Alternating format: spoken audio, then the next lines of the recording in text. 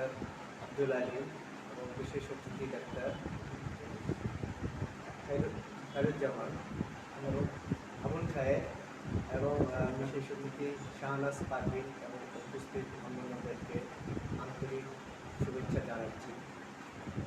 আজকে রাসেল দিবসে আলোচনা অনুষ্ঠানে আমি খুবই ভারাক্রান্ত হয়ে যাই এই কারণে যে রাসেলের জন্মদিন ছিল 18ই অক্টোবর 1964। ঠিক 40 বছর পরে 18ই অক্টোবর 2004 সালে আমার মেয়ের জন্মদিন ছিল। আমি সেই বিগত দিনগুলোতে আমি আমার মেয়ের জন্মদিনটা কখনোই পালন করতাম না, কারণ ছোট্ট শিশু রাসেলকে নির্মমভাবে হত্যা করা হয়েছিল। তখন তার বয়স ছিল খুবই কম। একটা জিনিস খেয়াল করে দেখেন, রাজনীতিতে অনেক চড়াই উতরাই অনেক কিছু থাকে, অনেক নিয়ম থাকে, অনেক আক্রোশ থাকে। কিন্তু শিশু রাসেলটি তার কি অপরাধ ছিল, সে কি করেছিল? সে তো কোনো কুচাল বসত না। সে জন্মের পরে তার বাবাকে দেখেছে জেলখানায়। সে তার বাবা যখন পাকিস্তান থেকে মুক্ত হয়ে জানুয়ারিতে বাংলাদেশে আসলো, সে শুধু বাবাকে দিকে ফেল করে তাকিয়ে।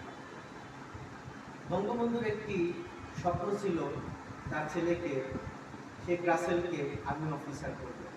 অর্থাৎ আমরা যদি ধরে নেই সে যদি বড় হয়ে আর্মি অফিসার হতো, তাহলে আজকে আমরা জেনারেলকে পেতাম।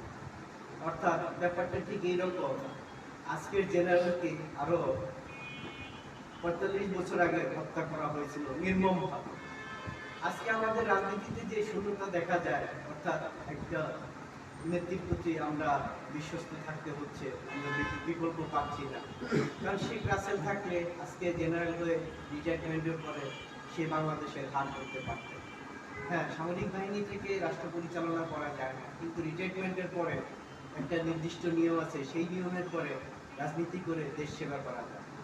আমরা যদি একটা জিনিস খেয়াল করি, দেখবেন একটি ভালো জাত বা ভালো ফসল বা ভালো বীজ এর জন্য ভালো বীজের প্রয়োজন হয়। অর্থাৎ সহজ করে যদি আমরা বলি, ব্যবহারের বংশের পরিচয়। অর্থাৎ আপনার পূর্বপুরুষ যত আদর্শবান থাকবে, আপনার পরবর্তী বংশধর ঠিক সেই রকমই থাকবে।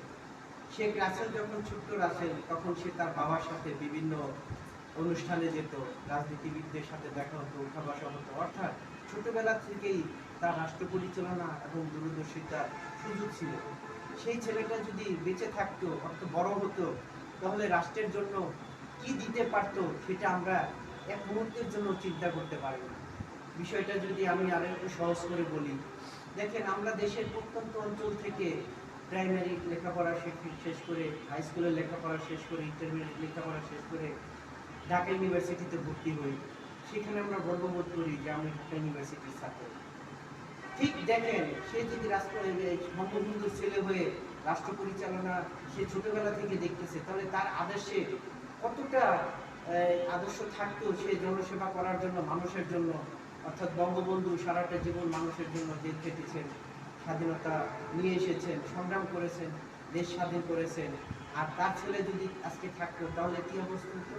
আমরা এমন একটা সোনার স্বপ্ন দেখতে পারতাম, যেটা আমরা আরো আগেই মুক্তমায়ের দেশে চলে যেতে পারতাম।